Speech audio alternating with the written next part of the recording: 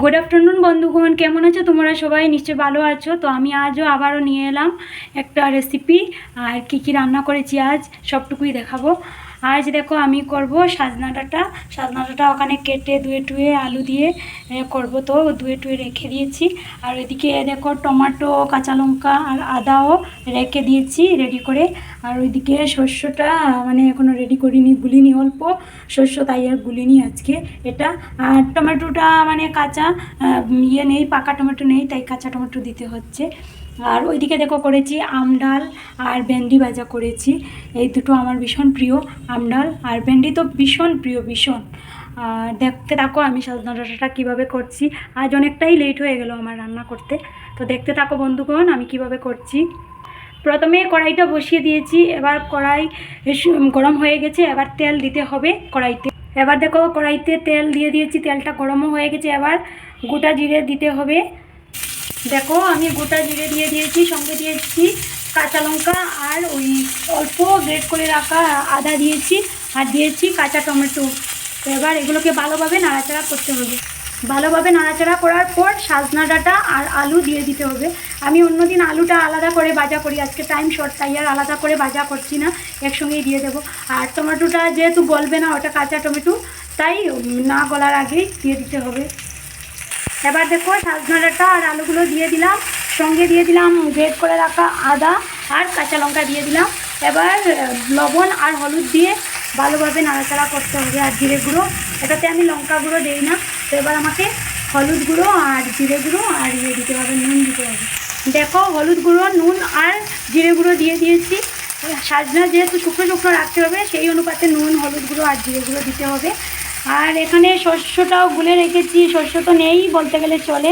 আগে খেয়াল করিনি যে শস্যগুলো শেষ হয়ে গেছে, অনেক দিন আগেই আনা হয়েছিল, শেষ হয়ে গেছে। তো যেটুকু আছে সেটুকু দিয়েই করছি।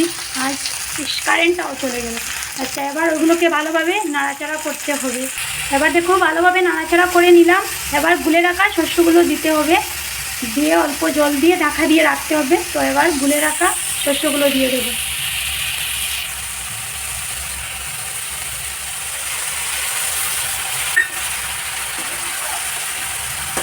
কারেন্টটাও চলে গেছে, আমাদের ওইদিকে প্রচুর পরিমাণে বৃষ্টি হচ্ছে, তাই কারেন্টটাও ঠিকমতো থাকছে না। এবার ওইগুলোকে ভালোভাবে কষাতে হবে, মানে সাঁতলাতে হবে।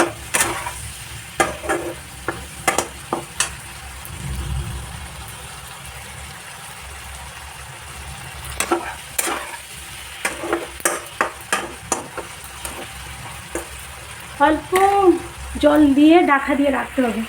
আর দেখো দিয়ে দিতে হবে তেজপাতা। তেজপাতাটা আমার তেমন একটা পছন্দ না, তাই জন্য এটা নাম ভুলে যাই। আর অল্প জলও দিয়ে দিয়েছি। এবার ঢাকা দিয়ে রাখতে হবে।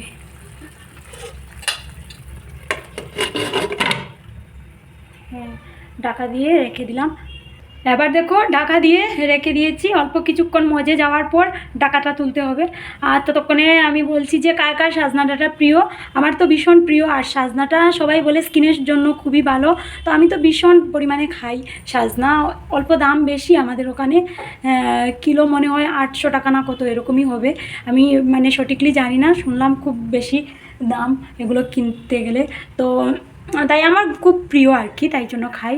তো আজকে এই তিনটেই, আর তিতা করলা ভাজা করার কথা ছিল, কিন্তু আর টাইম নেই, তাই জন্য আর করিনি। তো সে কি আম ডাল করেছি, আর ভেন্ডি ভাজা করেছি, আর তো এটা সাজনা হচ্ছে। তো বন্ধুরা তোমরা আমার পুরো ভিডিওটা দেখবে প্লিজ। সবার কাছে একটাই রিকোয়েস্ট যে পুরো ভিডিওটা দেখার জন্য। সবাইকে তো প্রতিদিন আমি বলি সব ভিডিওতে, আর আমি তো সবার প্রতিদিন একটা করে ভিডিও দেখি, পুরো ভিডিও দেখি। তো জানি না ওদের বিশ্বাস হয় কিনা না, কিন্তু আমি দেখি। আর আমার ভিডিও সবাই দেখে, আমি তো দেখছি। আমার মানে ইয়েতে গিয়ে বোঝা যায় যে কে দেখলো কে না, সেগুলো বোঝা যায়। তো আমিও বুঝি যে আমার ওগুলো দেখছে, আমিও সবার দেখি। আর সবাইও আছো আমার পাশে, তো খুব ভালো লাগে। আর কোনো সময় নেটের কারণে আমাদের ওইদিকে তো খুব জোর বৃষ্টি হচ্ছে, তো নেটের জন্য মানে দেখা যায় না।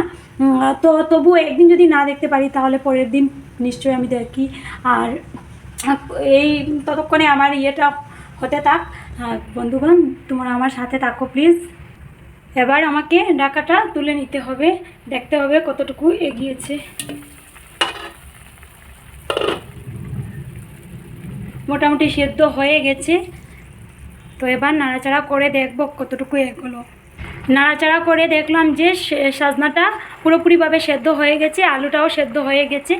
আজ গ্রেভিটা একদম মানে হালকা হালকা হয়ে যাবে, কারণ শস্যটা একদম অল্প ছিল আর টমেটো ছিল মানে কাঁচা টমেটো, তাই জন্য সাজনা অনেক দিন করেছি আমি, সেমই করেছি, কিন্তু এটা মানে ইয়েটা আলুটা আলাদাভাবে করে ভেজে করি।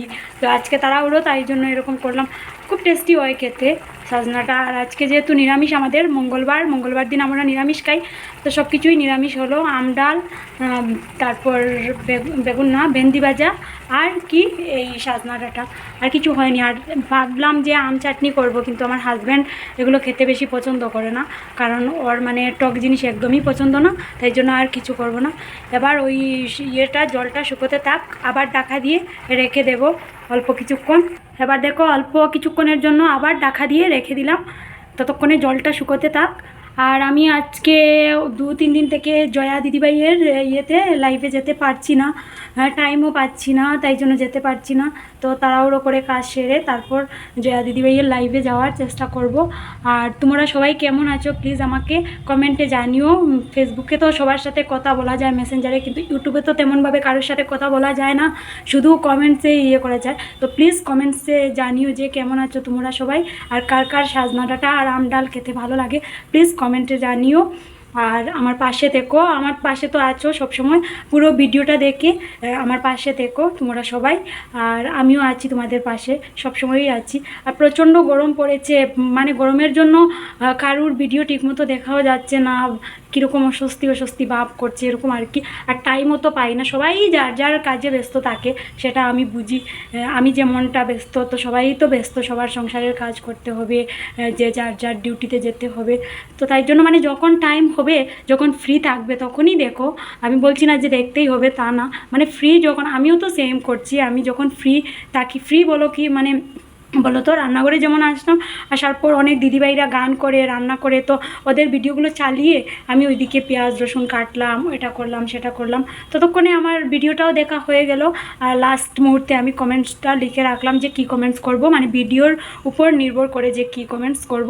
তো ওই তখন লাস্টের ভিডিওটা দেখা কমপ্লিট হয়ে গেল, তারপর কমেন্টসটা দিলাম। এরকমই করি, তো তোমরাও এরকম করো, ভিডিওটা চালিয়ে তারপর কাজ করো, যে যার মতো কাজ করো, লাস্টে কমেন্টস করে, এরকমই হবে, কোনো ব্যাপার না। কিন্তু আমার পাশে থেকো, যেভাবে আছো সবাই এভাবে প্লিজ আমার পাশে থেকো। আর ততক্ষণে সেদ্ধটা হতে থাক বন্ধুগণ। এবার দেখো আমার প্রিয় দিদিভাই দাদাভাই বোনুরা, ডাকাটা তুলে নিয়েছি আমি। আর এবার আলুগুলোকে অল্প থেতো করে দিতে হবে।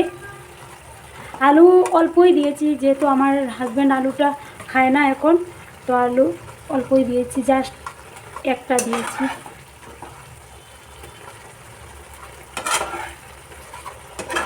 আলুগুলো ভালোভাবে থেতো করে দিলে কি হয়, গ্রেভিটা একটু মানে টাইট হয়ে আসবে।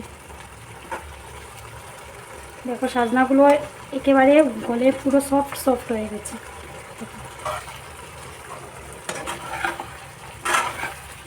আমার তো খুবই ভালো লাগে সাজনা খাওয়াটা, কিন্তু অনেকই ভালো, অনেকে আবার খায় না, অনেকে আছে রান্না মানে কষ্ট, ওইগুলো কাটবে, তো কী আমি কি করি, রাত্রিবেলা কেটে রেখে দিই। আজকে অল্প ছিল বলে ওই রান্নার আগে মানে সকালবেলাই করেছি, কেটে রেখেছি, কিন্তু অন্যদিন আমি কি করি, রাত্রিবেলা কেটে রেখে দিই। এবার দেখো পুরো গ্রেভিটা মানে টাইট হয়ে গেছে, আর শুকলে মানে একেবারেই হয়ে যাবে। তো এতটুকুই। আমার রান্নাটা কেমন লাগলো বলবে প্লিজ। দেখো এবার আমি গ্যাসটা অফ করে দেব, কারণ আর জলটা শুকলে কিন্তু লবণ যদি বেশি হয়ে যায়, এমনিতে তো লবণ আমার বেশি হয় না, কমই হয়, ওই আম ডালটা করেছি, জানি না কীভাবে হবে ইয়েটা লবণটা, তো মানে কমই হয়, তারপরও মানে একটু ভয় থাকে যদি বেশি হয়ে যায়। আর ওইগুলো তো একদম শুকনো করলে চলবে না, তাও মাখা হয়েছে। আর আলু যেহেতু দিয়েছি তো আরও টাইট হয়ে যাবে, তাই জন্য আর শুকোতে লাগবে না। তো আজকের ভিডিওটা এতটুকুই। দেখো কেমন হলো আমার রান্নাটা প্লিজ বন্ধুগণ বলবে। আর টাটা, খুব ভালো।